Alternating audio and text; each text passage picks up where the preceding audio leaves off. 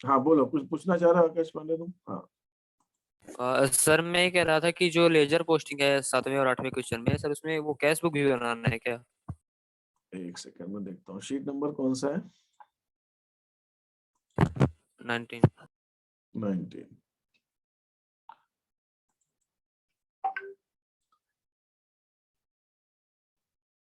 Sheet number 19।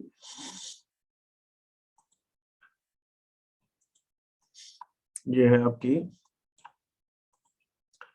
Patty cash book, और ये आपकी सिंपल पैटी कैश बुक है, ये भी सिंपल पैटी है, इसमें मैंने दिया नहीं है, ये भी सिंपल है समझाने के हिसाब से। अब यहाँ से फोर्थ से एनालिटिकल है, फोर्थ फिफ्थ ये मैंने मेन दिया है, ये भी एनालिटिकल है, ये भी। अच्छा, इसके अंदर मैंने सेवेंथ में लेजर पोस्टिंग बोली। हाँ, इसमें क्या पूछना चाह रहे थे? इसमें मैंने फॉर्मेट भी आपको दिया है समझाने। आप ये petty analytical petty cash book बनाएंगे और फिर आपको उसकी जनरल एंट्री बतानी है, और जनरल एंट्री बता के उसके पैटी कैश अकाउंट बनेगा और लेजर पोस्टिंग होगी। ठीक है, ठीक है, ठीक है। तो और ऐसे ही मैंने 8th में भी दिया। ओके, और बस 7th और 8th में दिया। हाँ, तो तुम्हारा क्वेश्चन क्या है? सर इसमें कैश बुक नहीं बनानी है? नहीं, इसमें कैश बुक नहीं बनानी। इसका क्वेश्चन मेरा पर्पस ये है कि पैटी कैश बुक को हम मेन कैश बुक में कैसे लिखते हैं, ये मैं समझाना चाह रहा हूँ। मेन कैश बुक तो आ गई आपको ना, वो तो मैंने बता दी, उसको मुझे नहीं बताना है इसके अंदर। मुझे इसके अंदर ये समझाना है आपको कि पैटी कैश को हम कैश बुक में, मेन बुक में कैसे लिखते हैं। पैटी कैश बुक का क्या रोल है वो बताना है। मेन कैश बुक बताने की जरूरत नहीं। अच्छा, मेन कैश बुक में बताओगे कि मैं कैसे बताऊंगा? मेन कैश बुक में मैंने तो आपको एक ही एंट्री दी है ना, petty cash account debit to cash. तो उससे उतने के लिए मेन कैश बुक बनाने का कोई मतलब ही नहीं। एक ही ट्रांजेक्शन दिया ना, मैंने मेन कैश बुक का आपको बैलेंस दिया ना, मेन कैश बुक के आपको दूसरे कोई ट्रांजेक्शन दिए। मैंने तो सारे ट्रांजेक्शन पैटी कैश के दिए। तो मेन मेन कैश बुक में आपके पास लिखने के लिए कुछ है ही नहीं, आप लिखोगे क्या उसका? मैं ये समझना चाह रहा हूँ तुमको ऐसा क्यों आया दिमाग के अंदर कि मेन कैश बुक के लिए भी जरूरत हो सकती है, और या आप मेन कैश बुक बना सकते हो। तो मैं वो कंफ्यूजन समझना चाह रहा हूँ, जिससे कि मैं समझ सकूं दिक्कत कहाँ है। समझ वो ऐसा सर क्यों? जनरल एंट्री में है ना, पैटी कैश अकाउंट, डेबिट समझ टू गया, कैश समझ अकाउंट, तो गया, मुझे लगा समझ सर गया। कैश अकाउंट भी। सिर्फ वो वही एक ही ट्रांजेक्शन है कैश बुक का। और मैंने अब आपको यहाँ पे एक चीज और क्लियर कर दूं, जो पेटी कैश बुक होती है, पेटी कैश बुक जो है वो अलग है किताब, मेन कैश बुक से अलग है। मेन कैश बुक से ही अलग नहीं है, मेन सब्सिट्यूट बुक से भी अलग है। मेन बुक्स में उसका कुछ रोल ही नहीं है, वो एकदम अलग ही किताब है, उसका कोई कोई उसका इसमें घालमेल नहीं करना, वो अलग है, ये अलग है। और वो एक डायरी टाइप की है, वो सिर्फ एक याद रखने के लिए है, वो एक डिटेल रखने के लिए, उसका इसके अंदर काम नहीं। इसमें क्या होता है उसका मैं आपको बता दूं। इसके अंदर ये मेन बुक्स है आपकी, ये मेन बुक्स है। आप बिजनेस की प्रॉफिट लॉस इससे निकालोगे, ये मेन। इसके अंदर सारी की सारी सब्सिडी बुक्स आएंगी, इसके अंदर सारी सब्सिडी बुक्स आएंगी जो आप बना रहे हो, जिसके अंदर आप कैश बुक बना रहे हो, परचेज बुक बना रहे हो, सारी सब्सिडी बुक्स इसमें, जनरल प्रॉपर बना रहे हो, सब कुछ। इसी के अंदर लेजर आएगा, इसी के अंदर ट्रायल बैलेंस है, और इसी के अंदर आपके फाइनल प्रॉफिट लॉस निकालना। बस ये तरीके। और ये जो पैटी कैश बुक है, ये एकदम इससे बाहर की चीज है। इसका ये सिर्फ हमारे छोटा सा हमारे मदद के लिए हमने बनाया, ये हमारी मेन बुक्स का हिस्सा नहीं है। ऐसी कौन कौन सी चीजें जो ऐसा हिस्सा नहीं है? एक तो पैटी कैश बुक है, एक है बैंक रिकंसिलिएशन स्टेटमेंट हम बनाते हैं।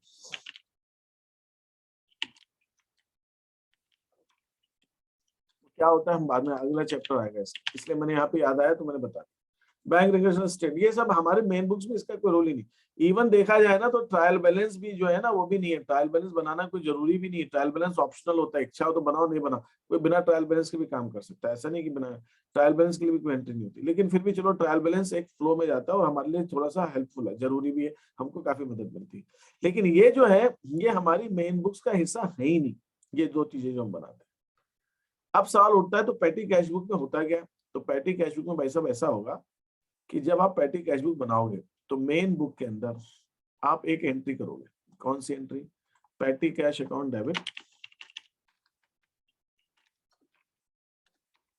कैश। ये एंट्री जो आप करोगे ये कैश अकाउंट के अंदर, कैश बुक के अंदर आप लिखोगे कैश बुक में बाय पेटी कैश। पेटी कैशियर को पैसे मिल गए, पेटी कैशियर को पैसे मिल गए, तो वो एंट्री क्या करेगा, वो एंट्री कर लेगा cash account debit to main cash कर लो। अब क्या करोगे आप, इसकी कोई भी एंट्री करो उसका कोई असर तो होना नहीं है, लेकिन आपको बस आप अपने लिख लो कैश अकाउंट डेबिट मेन कैश, ऐसा ही चाहो तो कर लो, लेकिन ये एंट्री आप कहीं पे मतलब नहीं है, तो आपको पेटी कैश बुक में ही लिखनी है इसको। अब क्या हुआ, मान लीजिए मेन कैशियर ने पेटी कैशियर को 1000 रुपए दिए, 1000, तो ये 1000 रुपए आ गए। अब जब पेटी कैशियर जो है इसका हिसाब किताब बनाएगा, महीने खत्म हो गए, महीना खत्म हो जाएगा तो पेटी कैशियर क्या करेगा, वो जोड़ेगा एनालिटिकल कैश बुक के, पेटी कैश बुक के, वो जोड़ेगा कि 1000 रुपए जो आए थे उसके अंदर क्या क्या खर्च हुआ। वो कैसे मालूम पड़ेगा, वो कॉलम से मालूम पड़ेगा आपको, वो आपको इन कॉलम से मालूम पड़ेगा। ये जो आपने पेटी कैश बुक आप बना रहे हो, तो ये जब एंट्री सारी हो जाएगी, एंट्री हो जाने के बाद में, सारी एंट्रीज हो जाने के बाद मैं यही समझा देता हूँ। एंट्री हो जाने के बाद में आप जब यहाँ पे टोटल लगाओगे कि पोस्टेज कितना दिया, कार्टेज कितना दिया, कन्वेंस कितना दिया, और क्या क्या स्टेशनरी कितना दिया, और मिसलिनियस कितना दिया, इन सब का आप टोटल लगाओ।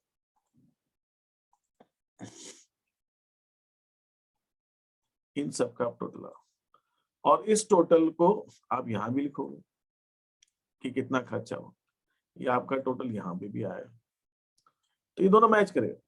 तो अब आपको मालूम पड़ गया कि पूरे महीने में स्टेशनरी पर कितना खर्चा। सपोज मैं यहीं पे अमाउंट लिख देता हूँ, 200 रुपए यहाँ खर्च हुआ स्टेशनरी पर, पोस्टेज पे, कार्टेज पे कितना खर्च हुआ, कार्टेज पे 150 रुपए खर्च हुआ, मुझे 1000 रुपए के अंदर अंदर निपटाना है ना। कन्वेंस पर 250 ले लेता हूँ, चलो कितना हो गया ये 600, 2 3 4, हाँ 600 का, और 600 हो गया ना, तो ये मैं ले लेता हूँ 250, 850, और ये ले लेता हूँ मैं 100 रुपए, ये खर्चा। तो आपने टोटल खर्चा किया 900 रुपए पूरे महीने में, आपको मिले कितने थे, 1000। तो अब आपके पास यहाँ पे आप लिखोगे बैलेंस बच गया आपके पास,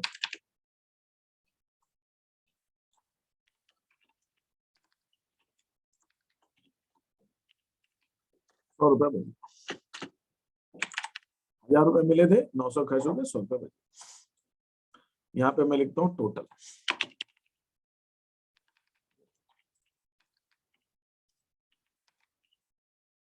ठीक है।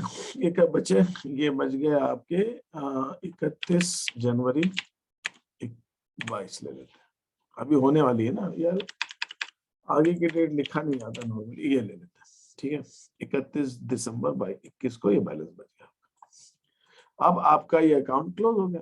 यहाँ पर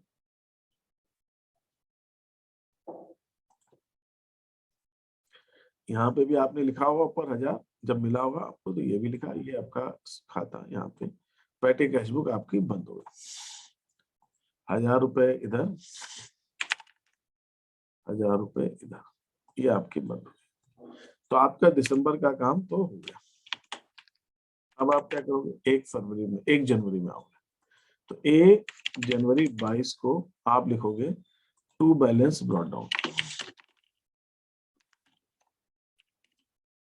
और यहाँ पे आप लिखोगे 100 रुपए, ये आपके पास बचा। ऐसे ही चलता। तो अब आप दिसंबर के में बात, दिसंबर के एंड में पेटी कैशियर ने हिसाब निकाल कर दिया अपने मेन कैशियर को कि मेरे से ये 900 रुपए खर्च हुए, जिसमें इस पे इतना इतना ना खर्च हुआ, खत्म हो गया काम। अब मेन कैशियर क्या करेगा, मेन कैशियर इसके हिसाब से एंट्री करेगा। कौन सी एंट्री करेगा, अब ये अमाउंट ध्यान रखना पड़ेगा, थोड़ा ऊपर नीचे हो जाए तो आप समझ जाइए, ठीक है। ये अमाउंट 200, 150, 250, 250, 100 अमाउंट तो ठीक है, अमाउंट पोस्टेज कार्टेज कन्वेंस ठीक है, देखते हैं जो भी आ रहा है, ठीक है। अब जब मेन कैशियर को हिसाब मिलेगा तो मेन कैशियर एंट्री करेगा अपनी बुक्स में postage account debit, postage expenses account debit 200, cartage expenses account debit 250 जो भी है, स्टेशनरी एक्सपेंसेस डेबिट, सपोज वो 200 था, जो भी था ऐसे मिसलिनियस, मैं मिसलिनियस सब डाल देता हूँ 900 रुपए, ये कितना है 200, 650, 700, 250, और फिर यहाँ वो लिख देगा टू पेटी कैश।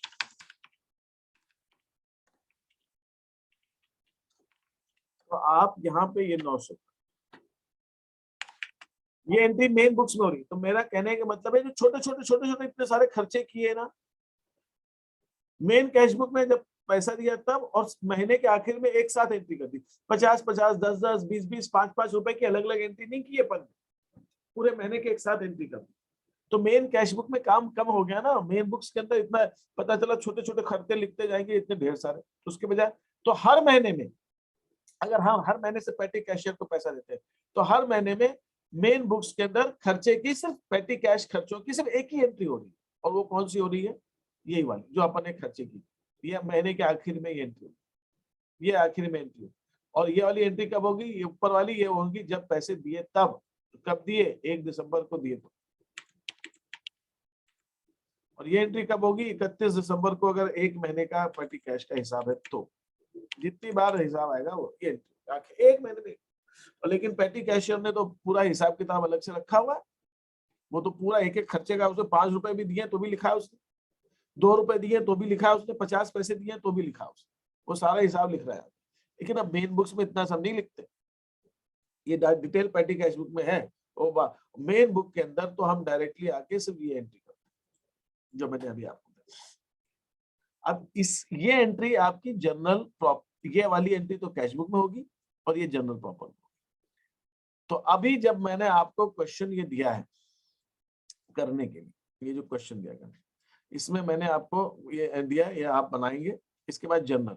तो अभी के लिए चूंकि कैश बुक इसमें आप नहीं बना रहे, तो इसके अंदर जो आप मेन कैश पेटी कैश को पैसे दे रहे हो उसकी भी एंट्री इसी में कर देना, इसी में कर देना। तो जो आकाश का क्वेश्चन है वो यही है, तो पेटी कैश की एंट्री आप इसी में कर दें, क्योंकि आप मेन कैश बुक बना नहीं रहे।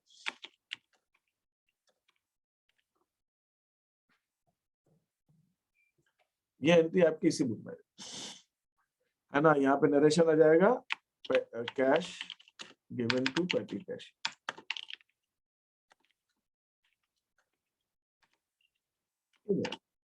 अब जब ये कब एंट्री हुई, 1 दिसंबर, मान लो मैं दिसंबर का महीना मान के चलूँ, है ना, और जब 31 दिसंबर को पेटी कैशियर हिसाब देगा, तब आप मेन कैशियर अपनी ये जो भी मेन बुक्स के अंदर एंट्री होगी, जो भी खर्चे है ना, cartage account debit, cartage expenses, stationery,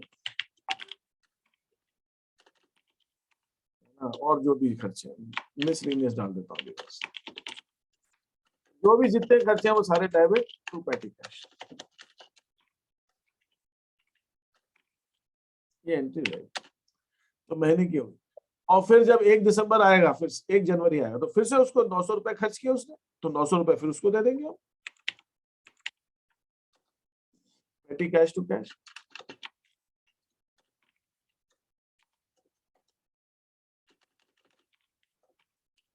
फिर उसको पैसे दे देंगे 900 रुपए, फिर उसके बाद 1000 रुपए हो जाएंगे, फिर उसका काम चलने लगेगा।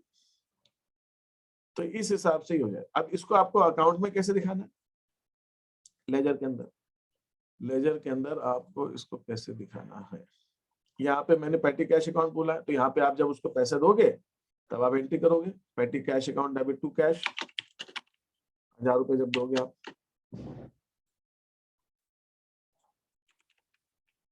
जब वो खर्चे का हिसाब देगा तब आप एंट्री करोगे।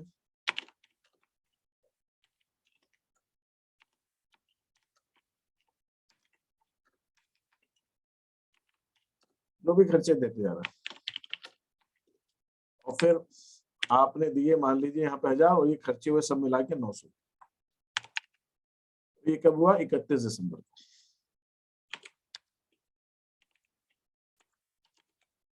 31 दिसंबर को ही आप बैलेंस निकालोगे इसका,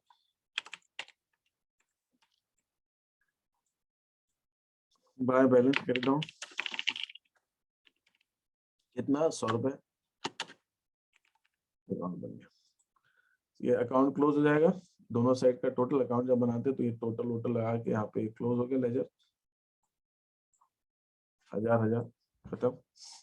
दिसंबर आपने देखा फुटकर खर्चे हैं सारे के सारे, 2-2, 5-5, 10-10, 20-20, 5-5, 50 जो भी है, लेकिन ये पूरी सब एक साल में एक ही एंट्री, महीने में एक ही एंट्री हो, तो काम कम हो गया ना, काम कम हो गया। और फिर यहाँ पे अगले महीने में जब 1 जनवरी से स्टार्ट होगा, यहाँ पे फिर से टू बैलेंस ब्रॉट डाउन हो जाएगा। कितना? 100 रुपए बचे थे पिछले महीने के, अभी है पेटी कैशियर के पास। फिर हम इसी तारीख को 1 जनवरी को ही उसको हम टू कैश करके फिर से 900 रुपए देंगे। अब 900 रुपए दे देंगे, ये एंट्री हम यहाँ पे अकाउंट में करेंगे, फिर अगले महीने का हिसाब किताब फिर से चालू हो जाएगा। ये ऐसे चलता रहता है पेटी कैश अकाउंट। अब पेटी कैश अकाउंट तो मेन बुक्स में, तो इसके अंदर हमने क्या किया, स्टेशनरी को डेबिट किया, कार्टेज को डेबिट किया, मिसलेनियस को डेबिट किया, तो इन खर्चों के खाते में भी तो डेबिट में लिखना पड़ेगा। तो अब आप क्या करोगे, जब आगे आप आओगे, ये खर्चे जो खाते हैं, ये मान लो ये स्टेशनरी का खाता है,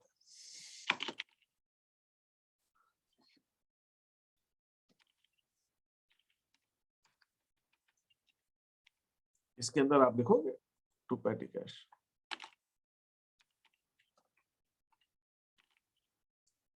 पेटी कैश लिखोगे आप, जो भी खर्चा है इसमें लिखो। ऐसे ही आप कार्टेज में भी लिखोगे, कार्टेज खाता है तो कार्टेज में भी लिखोगे। ऐसे आप कन्वेंस है, कन्वेंस में भी लिखोगे, जो भी खर्चे हैं सब में लिखोगे आप। तो आपके काम कम हुआ हमारा, छोटे छोटे खर्चे लिखने के बजाय हमने स्टेशनरी में पूरे महीने के एक साथ खर्चे लिखे, कार्टेज के पूरे महीने के एक साथ लिखे, तो हमको छोटे छोटे अमाउंट हर जगह लिखने की जरूरत नहीं है। तो आपको मेन बुक्स के अंदर, तो जब आप ये पेटी कैश बुक, मैंने भले ही यहाँ पे क्वेश्चन में पेटी कैश बुक भी दिया है, उसी में मैंने लेजर भी दे दिया, जर्नल भी दे दिया, लेकिन ये ध्यान रखना है आपको कि पेटी कैश अलग बन रही है और ये जर्नल लेजर अलग बन रहे हैं। मैंने दिया है आपको समझाने के लिए, लेकिन ये एक ही बंदे नहीं बना रहा और एक ही बुक्स में नहीं बन रही। पेटी कैश बुक अलग बन रही है और बाकी बुक्स अलग बन रही है, दोनों का कोई घालमेल नहीं है, बोला गया ये अलग, और पेटी कैश बुक बन के बस उसका टोटल मेन बुक्स में आ रहा है। मैं वो समझाने के लिए आपको दिया। Is that okay? कोई क्वेश्चन है यहाँ पर? सर सब्सिडी बुक में क्या बिल्स पेबल और बिल्स रिसीवेबल की भी बुक बनती है? बनती है, वो हटा दिया आप सिलेबस से, तुम्हारे यहाँ वो दिया है क्या किसी बुक के अंदर? सर फ्लो चार्ट में गिवन था वो। हाँ होती है, बिल्स की भी होती है, लेकिन क्या होता है वो सिलेबस से हट गया क्योंकि वो बहुत कम बनती है, हर कोई बिजनेस नहीं बनाता, इसलिए हटा दिया सिलेबस। Yes sir. लेकिन आज से 3-4 साल पहले हम पढ़ाते थे उसको, 3 साल पहले तक पढ़ाया करते थे। सर फाउंडेशन के सिलेबस में भी गिवन है। हाँ ठीक है, कोई बात नहीं, कर लेंगे वो। अभी आप जब बिल्स ऑफ एक्सचेंज चैप्टर पढ़ोगे ना, तब आप ज्यादा उसको अच्छे से समझ पाओगे, अभी के लिए जरूरत नहीं है। सर अगर आपको याद हो तो आपने कहा था कि हम अपने खर्चों के अकॉर्डिंग ये पेटी कैशियर को जो अमाउंट देते हैं उसे बढ़ा भी सकते हैं और घटा भी सकते हैं। तो अगर मान लीजिए कि हमने उसे 1000 दिया था और 999 रुपए खर्च हो गए, अब हमें लगता है कि उसे 1500 और दे देना चाहिए, तो इसमें सर क्या होगा? उसी महीने में दे देना चाहिए कि आगे अगले महीने से देना चाहिए, कैसा लगता है? नहीं अब मतलब उसमें दो वो बात होती है, उसमें दो, जनवरी महीने में दिया। ठीक है, उसमें 2 चीज हो सकती है। मान लीजिए हमने महीने की शुरुआत में उसको 1000 रुपए दिए, उसको 20 दिन में ही खर्च हो गया उसका, तो उसको फिर से दे देंगे, फिर से दे देंगे।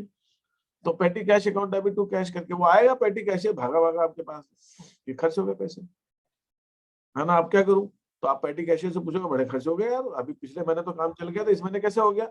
बोला साहब इस महीने ऐसा हुआ ऐसा हुआ ऐसा हुआ, कुछ काम बढ़ा, ये बढ़ा ये बढ़ा, ये खर्चे ज्यादा आ गए। तो आप देखोगे हाँ ठीक कह रहा है, तो दे दोगे आप उसको। बोला अच्छा ठीक है, बाकी हिसाब किताब महीने के आखिर में करते हैं।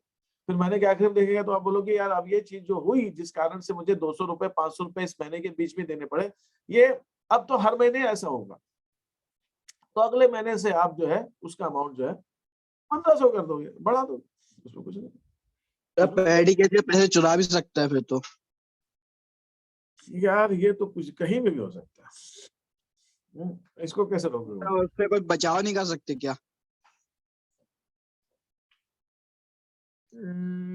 आप क्या कर सकते हो कि भाई आप मत दो, 1 हफ्ते के लिए दो पहला पैसा, उसके साथ काम करो, बोले 1 हफ्ते को दूंगा मैं, तो 200 रुपए दूंगा, 200 रुपए में काम करता है, ये हर हफ्ते दिखा मेरे जैसा, तो आपका काम बढ़ जाएगा।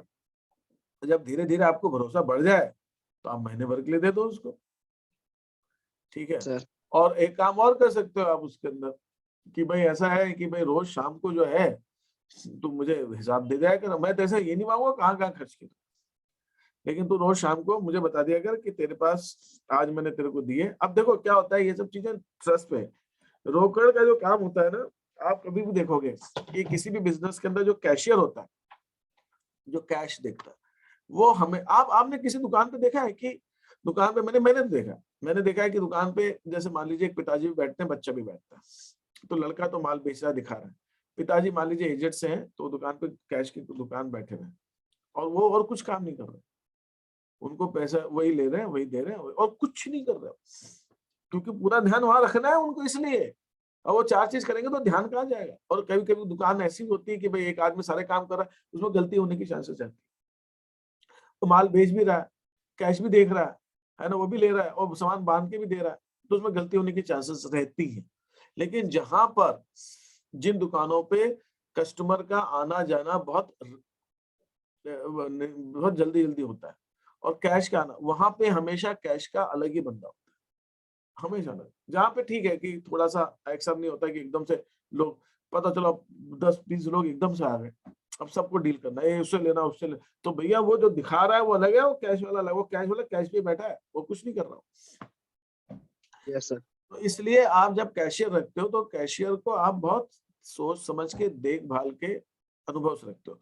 तो शुरू में आप कह सकते हो कि भाई ऐसा है कि तेरे को देना है, और आप शुरू में आपको सिखाना पड़ेगा काम, उसको जब सीखा तो उसको कहा कि ठीक है अभी ऐसा करना कि रोज शाम को जो कैश बचे तेरे पास वो मेरे पास छोड़ जाना, और हिसाब भी रख देना। फिर अगले दिन सुबह तू मेरे से पैटी कैश बुक ले लेना अपनी, उसमें एंट्री कर और कैश ले लेना, शाम को फिर रख जाना मेरे पास।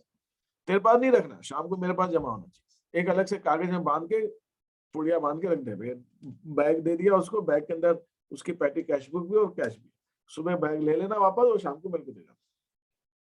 यस अपने सर। पास ऐसा कर सकते, तो इससे थोड़ा सा कंट्रोल किया जा सकता है। और जब धीरे धीरे आपका विश्वास जमे, लेकिन फिर भी आप पैटी कैशियर को भी आपने दिया है, तो दुकान के अंदर कैश तो एक ही बंदा रखता होगा, ऐसा थोड़ी कि पैटी कैशियर अपना कैश रखेगा, मेन कैशियर अपना। शाम को भाई तेरे को हिसाब, वो डायरी अपना बैग जो है बच्चे में पैसे का और दे जाएगा, और आप कभी चेक करना चाहो कर लो अचानक से, उसमें क्या बात। जी सर। धीरे धीरे विश्वास जम जाएगा। और बताइए, any more questions here? Sir miscellaneous expenses और सन्ड्री एक्सपेंसेस एक ही होते हैं? एक ही होता है, बिल्कुल। मिसलेनियस और सन्ड्री एक्सपेंसेस एक ही होता है। आप मिसलेनियस या सन्ड्री में से दोनों में से एक ही बनाओगे, दोनों नहीं बनाओगे, या तो आप मिसलेनियस बनाओ या सन्ड्री बनाओ।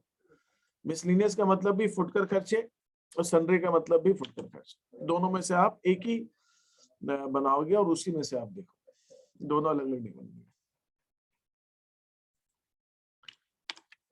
ठीक है, दोनों एक ही काम करते हैं। ठीक है, और ग्रुप ए का कोई क्वेश्चन तो पूछ लीजिए, फिर मैं अटेंडेंस लेकर मैं ग्रुप बी का स्टार्ट करता हूँ।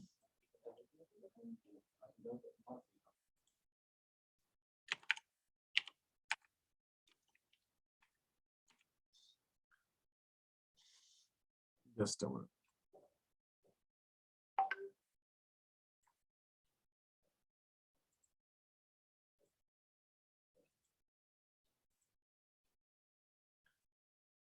ओके